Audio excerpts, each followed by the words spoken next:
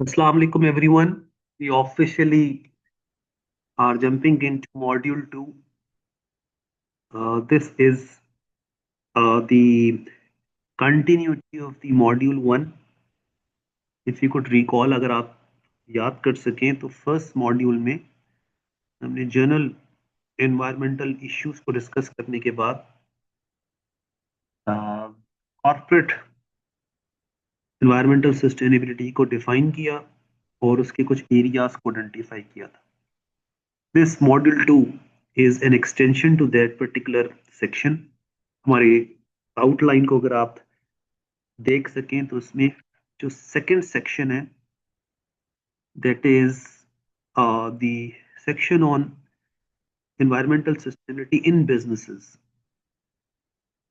and we looking at in detail the issues or risks, and then we looking at opportunities for businesses. Module अगर आपने browse किया हो आपकी Google classroom पर आ चुका है तो आपने देखा होगा this is embedded with company examples, sort of case narratives, examples, business examples हैं इसके अंदर. This is specifically not journal module. Now we focusing on the environmental concerns in the context of the business world. हम corporate और business world के हवाले से specific बात कर रहे हैं और बिल्डअप और कॉन्टेक्स्ट क्रिएट कर रहे हैं जो कि हमारे कोर्स से टिपिकली रेलेवेंट है.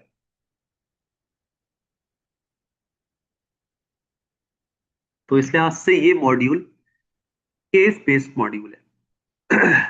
फॉर एग्जाम्पल आप देखेंगे कि बेसिक्स के बाद हम बिजनेस के हवाले से बिल्डअप कर रहेंगे. Why business needs to focus on sustainability और की इश्यूज को सामने रखते हुए, की रिस्क को सामने रखते हुए हम eventually on and off here and there company examples पे फोकस कर रहे हैं. जाहिर है इंटरनेशनल फर्म्स आ रही होंगी. स्पेसिफिकली हम जो बुक्स पढ़ रहे हैं ज्यादा से ज्यादा यूनाइटेड स्टेट्स बेस्ड हैं, यूएस बेस्ड हैं. तो यूएस की टॉप नॉच कंपनीज का जिक्र आ रहा होगा. लेकिन आप देखेंगे कि हम दुनिया की बेहतरीन कंपनीज को जरूर डिस्कस कर रहे होंगे, रोल मॉडल कंपनीज को. आई वुड सजेस्ट कि आप ना वीडियोस ऑन ना करें क्योंकि इससे ना लोड पड़ता है सिस्टम पे और वॉइस क्वालिटी डिस्ट्रॉय हो जाती है. Otherwise I would have open my video my self है, वो इशू नहीं है. लेकिन हम क्योंकि थोड़ा सा कंप्रोमाइज इंटरनेट पे हैं, despite the fact that we are connecting to broadband और अच्छे इंटरनेट के साथ कनेक्टेड है, बट बिकॉज क्योंकि जब वीडियोस चलती हैं यूजर ऐड हो जाते हैं तो आप देखें वो साउंड जो है वो सराउंड करने लग जाती है, कभी बढ़ती है कभी कम होती है. तो this is typically because of the internet issue है. एनी आप देख रहे हैं कि हम केस बेस चलेंगे, यानी केसेस की मदद से, एग्जाम्पल्स की मदद से हम टिपिकली वो जो एरियाज हमने इन्वायरमेंटल कंसर्न्स के हवाले से पढ़े थे उनको बिजनेस कॉन्टेक्स्ट में स्टडी कर रहे होंगे और उसके रोल मॉडल एग्जाम्पल से सीख रहे होंगे. इवेंचुअली आप देखेंगे कि जगह जगह आपको एग्जाम्पल्स नजर आएंगे जो कि रिस्क से रिलेटेड है और फिर अपॉर्चुनिटी से रिलेटेड है. The AI has done wonders in many ways.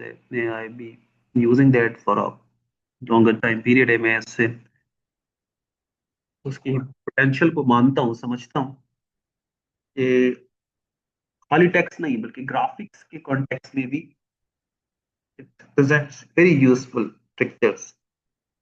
HD pictures और बड़ी टिपिकल पिक्चर्स प्रेजेंट कर रहा है जो स्पेसिफिकली हमारे पर्पस को फुलफिल कर सके और आप पिक्चर देखते ही फौरन समझ जाएं कि वो पिक्चर जो है वो किस कॉन्टेक्स्ट में प्रेजेंट हो रही है और वो पूरी स्टोरी नरेट कर रही है. तो हम देखेंगे कि बहुत सारी कंपनीज रिस्क्स को कैसे मैनेज कर रही हैं और अपॉर्चुनिटीज को कैसे पिकअप कर रही हैं, keeping in mind the consumer demands. वो सस्टेनेबिलिटी की कंज्यूमर डिमांड को सामने रख रही हैं, ट्रेंड्स को सामने रख रही हैं, और इस हवाले से चेंज कर रही हैं अपने आप को। हम भी इस हवाले से बहुत सारी लोकल डिस्कशंस को भी फिर इवेंचुअली प्रेजेंट कर रहे होंगे। हम देख रहे हैं Patagonia, green mills, beyond me, ये वर्ल्ड लीडिंग कंपनीज हैं जिनका हमें शॉर्ट स्क्रिप्ट नजर आ रही है, इन एग्जाम्पल नजर आ रही हैं, और हम इसमें से उनकी मूवमेंट से उन एनवायरमेंटल इश्यूज के अंदर अपॉर्चुनिटीज और उस हवाले से रिस्क जो हैं उनको मैनेज करने के हवाले से स्टोरीज पढ़ रहे होंगे। आप देख रहे हैं non United state based companies का जिक्र भी आ रहा है। हालांकि ये बहुत ही फेमस फर्नीचर ब्रांड है, यूरोप का ब्रांड है, हवाले से बहुत ही मॉडर्न फर्म समझ जाती है इनोवेशन के लिहाज से भी। तो हम कोशिश कर रहे हैं कि यूनाइटेड स्टेट्स के अलावा भी टॉप नॉच ऑर्गेनाइजेशंस को डिस्कस कर रहे हो। फिर eventually my point of view it is we need also study Pakistani firms. तो वैसे तो I have been looking at this firm since long है, और इसकी बहुत सारी मैंने प्रेजेंटेशंस भी टेकअप की हैं अपनी स्टूडेंट केस स्टडीज में। वहां से भी मैंने इस कंपनी को बहुत सारे वेज में स्टडी किया है, बट टिपिकली आज हम इसको one of the top notch, one of the best sustainable company in Pakistan के तौर पर भी देख रहे हैं। We are talking about Engro Pakistan, which is mostly focusing as a fertilizer business है, यानी एंग्रो यूरिया परहैप्स पाकिस्तान का टॉप ब्रांड है, but Engro is jumped into food and other businesses.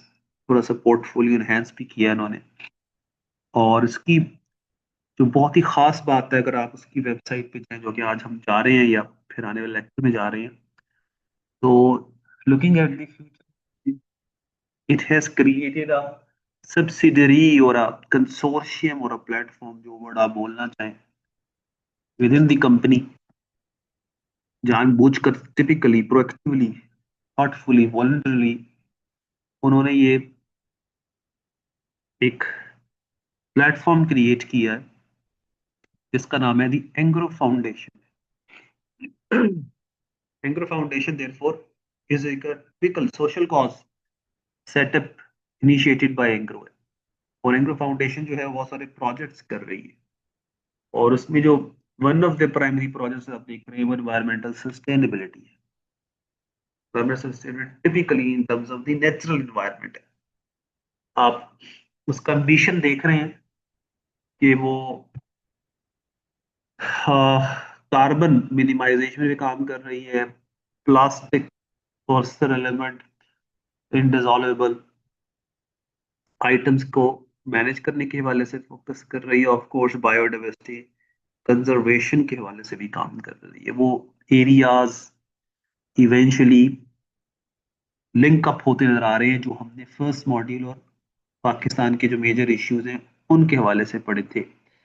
आप देख रहे हैं this also includes forestation project, यानी उन्होंने वो जो पाकिस्तानी इश्यूज की रूह है, एसेंस है, उसको पिक कर ली है। उन्होंने सोच समझ कर ये देख लिया है कि पाकिस्तान में जो की इश्यूज हैं वो क्या है और हम क्या कर सकते हैं। तो डेफिनेटली हम फिर इवेंचुअली इस मॉड्यूल के अंदर एंग्रो को as a role model Pakistani firm के तौर पर भी प्रेजेंट कर रहे होंगे। इफ यू कुड रिकॉल, हमने देखा था कि सस्टेनेबिलिटी इज द ट्रेंड है, और it calls for companies to look forward and take up this as a major goal strategy, यानी एक स्ट्रेटेजिक इम्पेरेटिव है, नरेशन है, आइडिया है, अप्रोच है, मूवमेंट है, जो भी वर्ड आप कहना चाहें। इम्पेरेटिव जो है वो बेसिकली एक स्लोगन या एक आइडिया या एक ओपिनियन या एक अप्रोच के तौर पर भी देखा जा सकता है, यानी एक सबसाइड छोटी सी एक्टिविटी रिएक्टिव एक्शन नहीं रहा, it is a strategic idea है, ओपिनियन है, अप्रोच है, यानी ऑर्गेनाइजेशन इसको अपनी गोल सेटिंग्स के दौरान फ्यूचरिस्टिक प्लानिंग्स के दौरान एज अ की एस्पेक्ट के तौर पर देख रही है। हम इवेंचुअली इसके बाद वाला जो मॉड्यूल है उसमें फोकस कर रहे होंगे फ्रेमवर्क्स के, यानी कॉर्पोरेट सस्टेनेबिलिटी, एनवायरमेंटल सस्टेनेबिलिटी के हवाले से हमारे पास क्या फ्रेमवर्क्स अवेलेबल है। हमारा नेक्स्ट मॉड्यूल टिपिकली उन फ्रेमवर्क्स पे और मॉड्यूल्स पे बात कर रहा होगा या मॉडल पे बात कर रहा होगा। मैं इसमें डेफिनेटली कुछ जर्नल मॉडल्स का जिक्र भी करना चाहूंगा जो कि ट्रेडिशनल थे, अब उनकी जगह कुछ ज्यादा स्पेसिफिक मॉडल सामने आ गए हैं। फॉर एग्जाम्पल मैं चाहता हूँ कि हम इकोसिस्टम अप्रोच को भी देखें वो क्या कहती है, लेकिन जो इस वक्त बिजनेस वर्ल्ड में पॉपुलर है हम उन पर ज्यादा फोकस कर रहे होंगे, जैसे कि ट्रिपल बॉटम लाइन इफेक्ट है, ये ट्रिपल बॉटम लाइन फ्रेमवर्क है और आजकल बहुत ही पॉपुलर है, that is the ESG, environmental social and governance framework. In fact environmental sustainability के हवाले से एक वर्ल्ड स्टैंडर्ड के तौर पर सामने आ रहा है। तो हम उनको डिटेल से डिस्कस कर रहे होंगे, तो इनका जिक्र यहाँ आ रहा है, बट हम उन फ्रेमवर्क्स को इवेंचुअली नेक्स्ट मॉड्यूल के अंदर डिटेल से डिस्कस कर रहे होंगे। तो ये टाइम विल कम है, बट हम देख रहे हैं ऑर्गेनाइजेशंस इसको जस्ट कंप्लाइंस नहीं समझ रही, गवर्नमेंट का लॉ है इसको फॉलो करना है, बट इवेंचुअली एक थॉरो असेसमेंट कर रही है कि रिस्क्स क्या है एनवायरमेंटल और उनको मैनेज करने के हवाले से हमारे पास अपॉर्चुनिटीज क्या है, which is now therefore a planned effort to visualize your businesses in the far future। हम ऑर्गेनाइजेशंस को फ्यूचरिस्टिक प्लानिंग के अंदर एक सस्टेनेबल मॉडल के तौर पर विजुलाइज कर रहे हैं। This is called the sustainability imperative. This has come on surface, में दोबारा से रिपीट कर रहा हूं, come on surface because of the stakeholders pressures. हमें ये बात समझने की जरूरत है कि थ्योरी और प्रैक्टिस दोनों में ही ये मूवमेंट चलती नजर आ रही है और इवेंचुअली अब उसके रिजल्ट आना शुरू हो रहे हैं। थ्योरेटिकल वेज में स्पेशली सबसे पहले मार्केट में और फिर जनरल बिजनेस में हम स्टॉक होल्डर पर्सपेक्टिव से स्टेक होल्डर पर्सपेक्टिव की तरफ आ गए। अगर आपने कॉर्पोरेट सोशल रिस्पॉन्सिबिलिटी के हवाले से मैनेजमेंट में, एचआर में या एथिक्स में कुछ टॉपिक्स पढ़े हों तो आपने देखा होगा कि ऑर्गेनाइजेशंस क्या है, क्या करना चाहती है, firms what they want to do, purpose of firms initially ये था कि अपने स्टॉक होल्डर्स की, इन्वेस्टर्स को प्रॉफिट जनरेट करके देना चाहती है, यानी stockholders approach was there. But eventually through the advocates, people who guided us in the purposeful way, logically explaining us that organization cannot just take up the responsibility of fulfilling the objectives of the stockholder. Rather, organizations is a network where there are multiple stakeholders और फिर उनको internal versus external stakeholders की debate में भी explain करता है। यानी organisation सिर्फ अपने स्टॉक होल्डर के जिम्मेदार नहीं है, बल्कि anyone who has got a की इंटरेस्ट इन योर कंपनी उसको भी जवाबदेह है, या उनके साथ एक बेटर रिलेशनशिप डेवलप करना चाहती है, करना चाहिए। This is called stakeholder perspective. Stakeholder perspective calls for greater responsibility towards a range of stakeholders, not only the investors or the stockholders। ये स्टेक होल्डर के वर्ड में इंक्लूडेड हैं consumers, community, government, civil society, employees, owners, anyone who's got a key interest in the company, which is therefore a full range of entities inside and outside the organization। और stake holder pressure जो है वो बढ़ता जा रहा है, investors भी, consumers भी, रेगुलेटर्स भी, यानी ओनर भी, कस्टमर भी, क्लाइंट भी, गवर्नमेंट भी, सब ये डिमांड कर रही है कि ऑर्गेनाइजेशन एनवायरनमेंट की केयर करें और सस्टेनेबल प्रैक्टिसेस करें, और रिप्रेजेंट कर रही हैं कि बहुत सारी कंपनीज ऑलरेडी अपने आप को इस पे शिफ्ट कर चुकी हैं। बहुत सारे मैगजीन्स, बहुत सारी न्यूज़पेपर भी इसके मुतालिक एविडेंसेस प्रोवाइड कर रही हैं। इनफैक्ट वो प्रेजेंट कर रही है कि कंपनीज रियलाइज कर चुकी हैं, टॉप नॉच ऑर्गेनाइजेशन उसकी तरफ शिफ्ट कर चुकी है। Many organizations need to follow that. यानी इस इम्पेरेटिव, इस आइडिया, इस ओपिनियन को टेकअप करना पड़ेगा, अदरवाइज आप फ्यूचरिस्टिक कंपटीशन में पीछे रह जाएंगे और आप पर फिर लीगल, रेपुटेशनल और तरह की रिस्क्स आ जाएंगे। और हमने देखा लास्ट टाइम क्लाइमेट इम्पैक्ट आ रहा है, कंज्यूमर की डिमांड आ रही है, इन्वेस्टर्स भी फोकस कर रहे हैं कि सस्टेनेबिलिटी को टेकअप करें, गवर्नमेंट भी स्ट्रिक्ट पॉलिसीज ला रही है। आपने देखा 60s में निक्सन्स रेजीम, निक्सन्स इनिशिएटिव है, यूनाइटेड स्टेट्स का जो है, उसको क्रेडिट देते हैं लोग कि he was among the world leaders जिसने फर्स्ट टाइम रियलाइज किया कि एनवायरमेंटल कंसर्न्स के हवाले से रेगुलेशंस करनी, बल्कि उसने कंट्री वाइड मूवमेंट लाई, less carbon, less greenhouse gas emissions, और फिर कोशिश की कि वो अपनी तमाम गवर्नमेंट के एस्पेक्ट्स को ये गाइड कर सके कि हमने अपनी एनवायरनमेंट को कैसे क्लीन करना है, कैसे सेव करना है फॉर नेक्स्ट जनरेशन। इस लिहाज से उस एरा को निक्सन्स रेगुलेटरी मूवमेंट कहते हैं एनवायरनमेंट के हवाले से, और क्रेडिट देते हैं निक्सन को एज अ प्रेजेंट कि उसने ये इनिशिएटिव लिया। लोगों का ख्याल है कि उसमें ज्यादा फॉर्मल चीजें थी, इम्प्लीमेंटेशन इश्यूज थे, जैसे कि यहाँ भी हैं पाकिस्तान में, बट देन उसने एक टोन सेट कर दी। आज न्यूयॉर्क वर्ल्ड के टॉप 10, टॉप 15 कंट्रीज में आता है in terms of their clean and tidy environment है, और 60s में वो प्रॉब्लम्स का सामना कर रहा था। अब देख रहे हैं कि स्ट्रिक्ट रेगुलेशंस आ रही हैं which definitely is forcing organizations to take care of those issues है।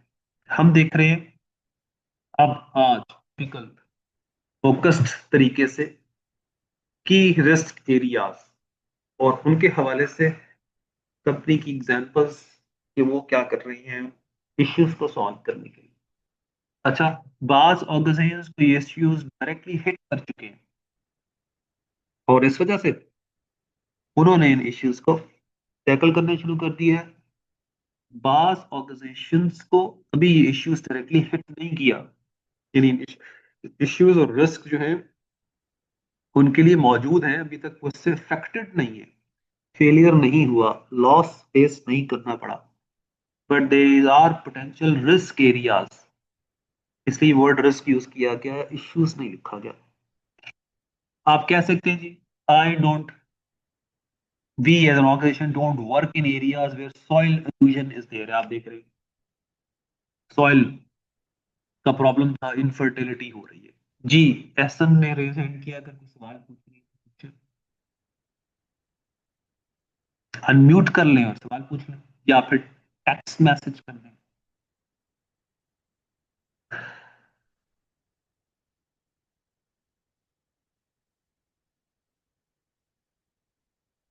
अगर गलती से हो गया नो इश्यू, लेकिन अगर कोई क्वेश्चन पूछना चाहे तो बेशक टेक्स्ट मैसेज कर दें, चैट में अपना क्वेश्चन लिख दें, मैं उसको टेकअप कर लेता हूँ और उसका जवाब देता हूँ। आप देख रहे हैं कि बहुत सारी कंपनीज के लिए शायद ये वाला प्रॉब्लम डायरेक्ट प्रॉब्लम नहीं है, जिसमें हमें इनफर्टाइल लैंड का इशू नजर आता है, infertility in the land, soil की कंडीशन ऐसी है कि वहां कोई चीज ग्रो नहीं कर सकती। और उसके पीछे बैकग्राउंड में अगर आप पिक्चर में देखें तो वहां कोई इंडस्ट्री है क्लोज बाय, जो कि ग्रीन हाउस एमिशन कर रही है, शायद अमोनिया गैस छोड़ रही है एयर में, जिससे प्रॉब्लम होता है प्लांट किंगडम को, या फिर उसकी वजह से वो एरिया ड्राउटेड रह गया है और वहाँ सिंपल वाटर अवेलेबल नहीं है, क्योंकि नेचुरल वाटर रिसोर्सेज को एक्सेसिव इस्तेमाल कर रही है। मैंने भी रिसेंटली क्लास में भी एक केस स्टडी डिस्कस किया था, मैं वर्बली कर रहा हूँ, यहाँ नहीं डाला मैंने। यहाँ इट इज इंडिया का एक केस स्टडी हमने एथिक्स में देखा था, एथिक्स के कोर्स में, कि वहां के एक विलेज के अंदर कोका कोला ने एक बहुत बड़ा प्लांट इंस्टॉल किया। उस विलेज का नाम था काला डेरा। अगर आप इसको इंटरनेट पे सर्च करें तो आपको ये काला डेरा केस ये मिल जाएगा। और जब कोका कोला ने ये अपना ह्यूज प्लांट वहां इंस्टॉल किया तो that ये था कि they will give villagers ample job opportunities and many more है। तो इनिशियली तो आप देखते हैं इस तरह के मेगा प्रोजेक्ट्स के अंदर हमें रेंज ऑफ अपॉर्चुनिटीज प्रमोटेड नजर आती हैं, यानी कंपनीज प्रमोट कर रही होती है कि आपको बहुत सारी अपॉर्चुनिटीज इन प्रोजेक्ट्स में मिलेंगी, इकोनॉमिक डेवलपमेंट होगी, इंफ्रास्ट्रक्चरल डेवलपमेंट होगी, अपॉर्चुनिटीज मिलेंगी, जॉब अपॉर्चुनिटीज होंगी, इकोनॉमिक साइकिल फास्ट हो जाएगा, और कंट्री को और एरिया को एडवांटेज हो। जैसे आपने सीपेक के वाले से सुना होगा, या आपने मेगा प्रोजेक्ट जहाँ कहीं पावर जनरेशन प्लांट्स लगते हैं, या फिर जहाँ कहीं आपने मेजर डैम्स या प्रोजेक्ट्स लगते देखते हैं, वहाँ आपको इकोनॉमिक डेवलपमेंट के हवाले से बहुत सारी प्रोपोगेशंस मिलती हैं।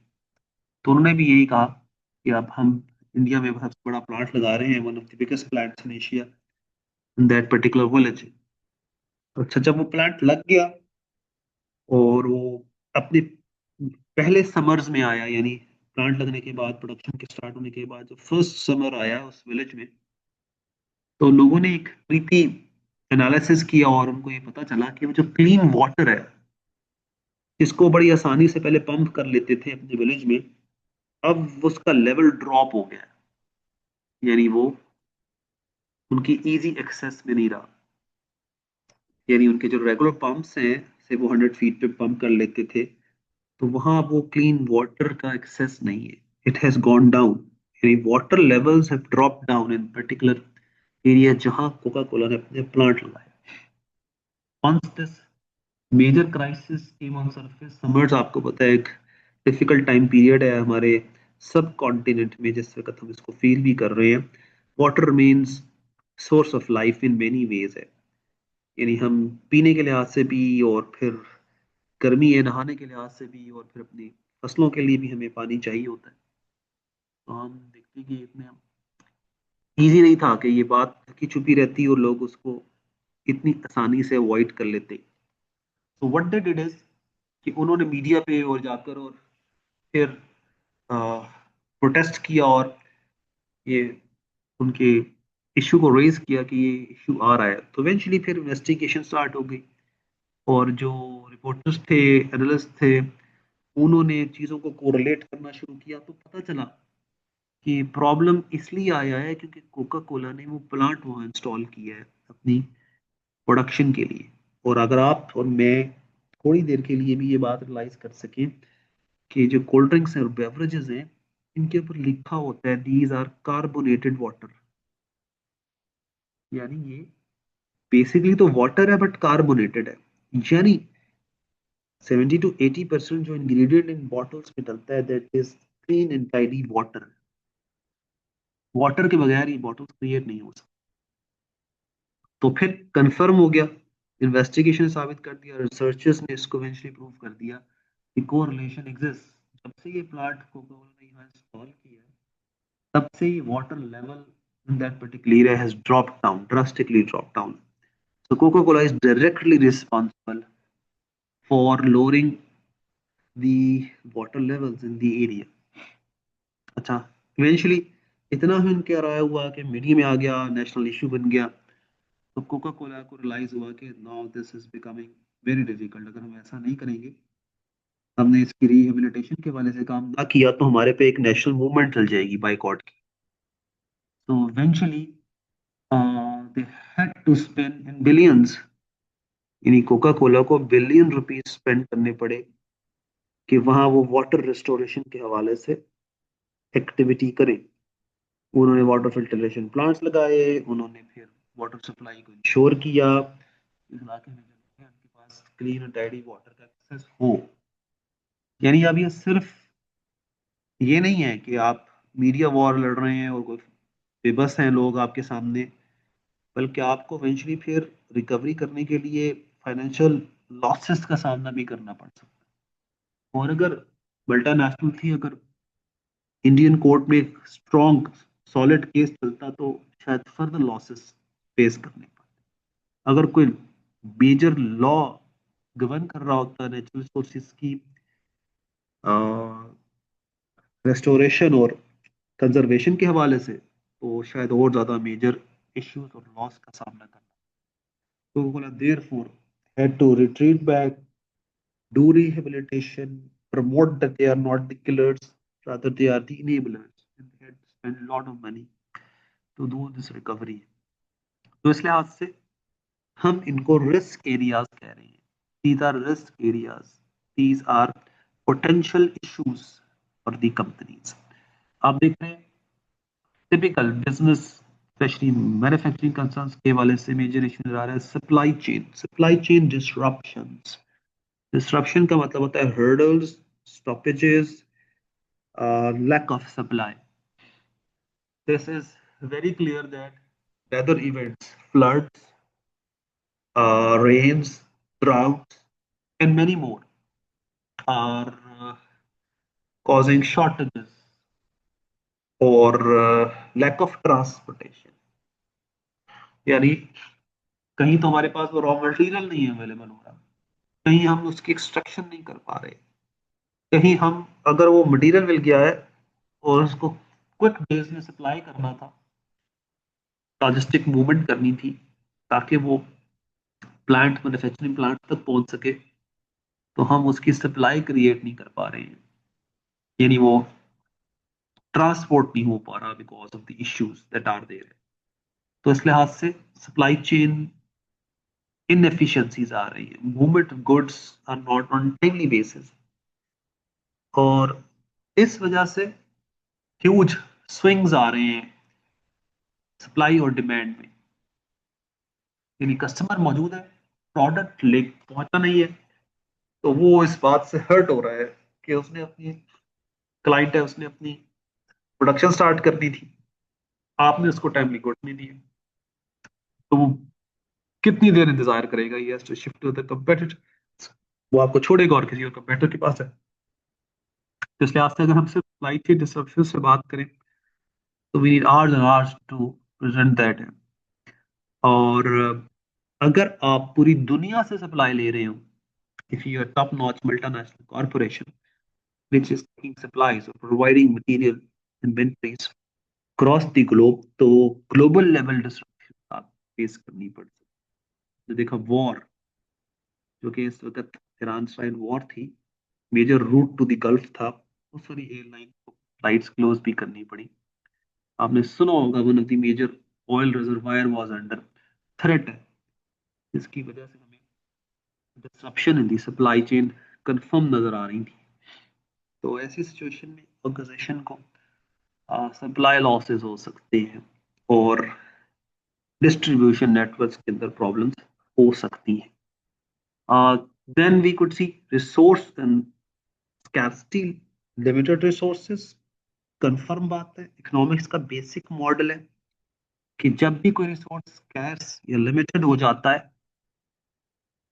अनअवेलेबल हो जाता है, या बहुत ही रेयरली मिल रहा होता है, तो उसकी प्राइस शूट कर जाती है, यानी हमें सप्लाई कम हो जाए, प्राइस राइज कर जाती है, cost of that particular resource shoots up.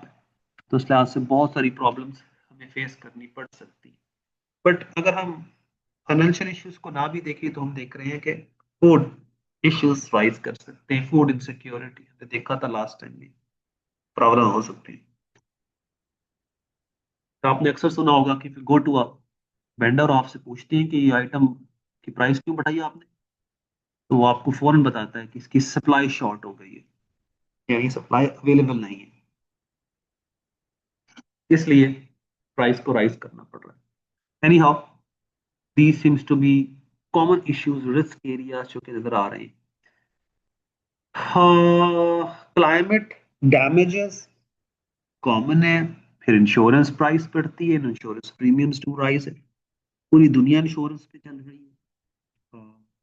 Insurance cover करती है बिल्डिंग के हवाले से, इंफ्रास्ट्रक्चर के हवाले से, लोगों के हवाले से। हम देखते हैं कि जब ये क्लाइमेट इश्यूज बढ़ते हैं तो इंफ्रास्ट्रक्चर को, ह्यूमंस को और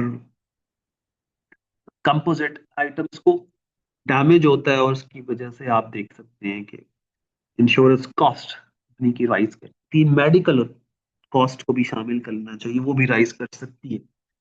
आपने सुना होगा hazardous workplace should be converted to a safer work place.